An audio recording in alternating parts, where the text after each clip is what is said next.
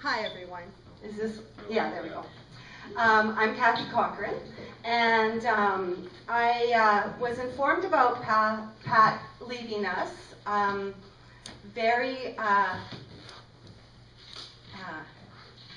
21st century. I received a text, and I was driving home from university. I'm taking 2 university classes, and part of it's called Anti-Oppressive Education and Teacher Activism. How does that sound? Some of you may be thinking, oh my goodness, that sounds very Cathy, and some of you might be thinking, oh my goodness, she doesn't need any more of that. But it's from 8:30 in the morning until 4:30 every night, and it's 4 days a week. And in order to complete all the work, I stay up very late at night and I get up very early in the morning. So when I received this text, it was just kind of, that's not true.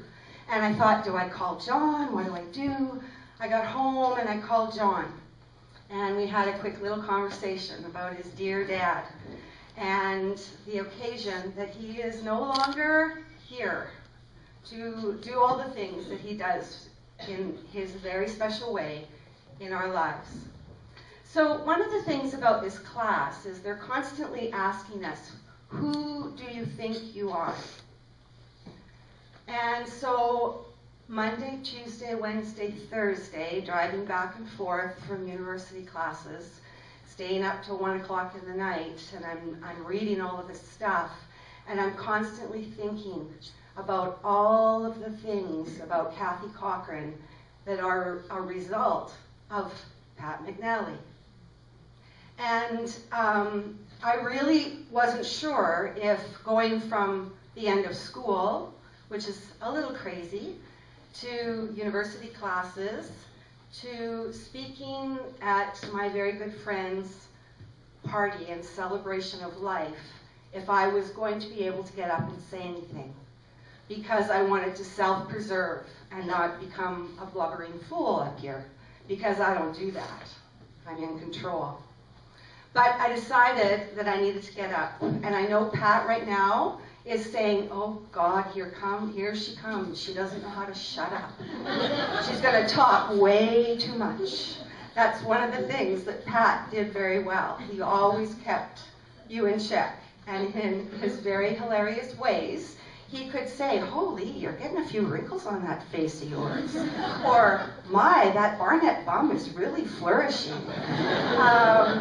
And yet, you know, you just take it in the perspective of which it was given.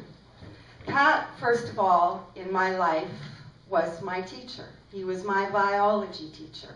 And I will go to my grave knowing that King Philip came over from Germany swiftly, which is the mnemonic for the biological classes and orders of things. King, kingdom, Philip, phylum, you get the idea. That was the first time that I discovered about the magic of mnemonics. Now, as I went on to become a teacher, and primarily I did that because Pat kicked my ass. He kept saying, Cathy, get to university. Cathy, you gotta be a teacher. So he continued to be my teacher long after I graduated in 1973. He continued to be a person in my life that pushed and wanted me to be everything that I could be, as he has done with how many students over the years. He used to talk so fondly of his years in St. Chad. I can only imagine that the things that went on in that all-girls school with Pat McNally as their teacher. Anyway, he encouraged me to become a teacher, and he continued to teach me. As I became the principal of Bert Fox, Pat was one of the people that understood what that means, and the joys and the challenges of being the principal of our high school.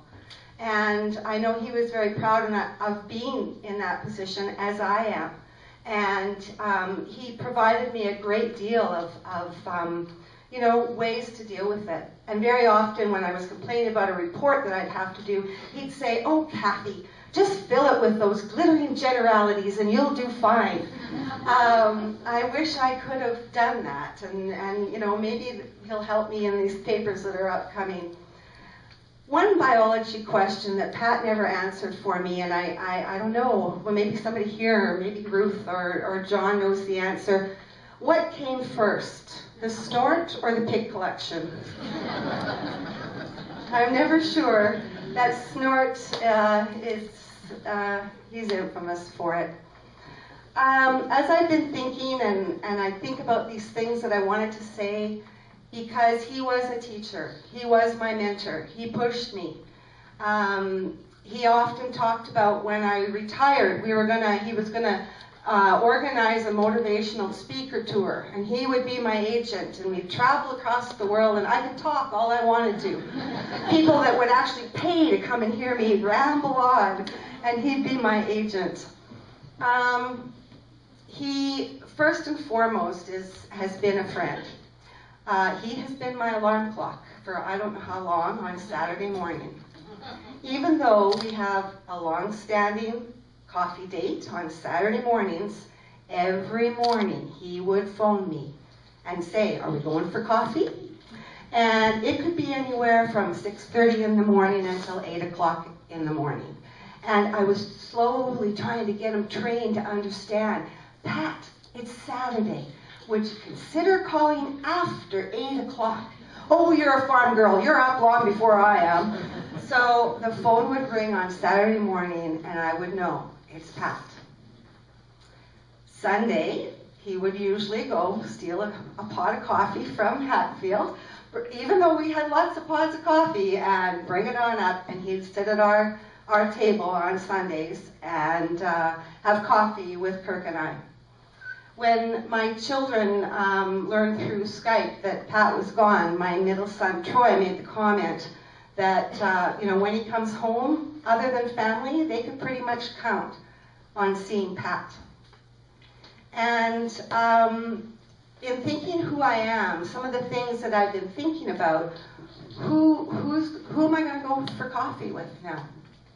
Who's going to kick my ass and make me do the things that I need to be doing, or I'm capable of doing, and believing in me? Who's going to be waking me up on Saturday mornings? I'm going to miss his presence. And, I used to think that I was doing this for Pat. I was going for coffee for Pat. But I'm now realizing I was going for coffee for me. I'm going to miss it. Thanks.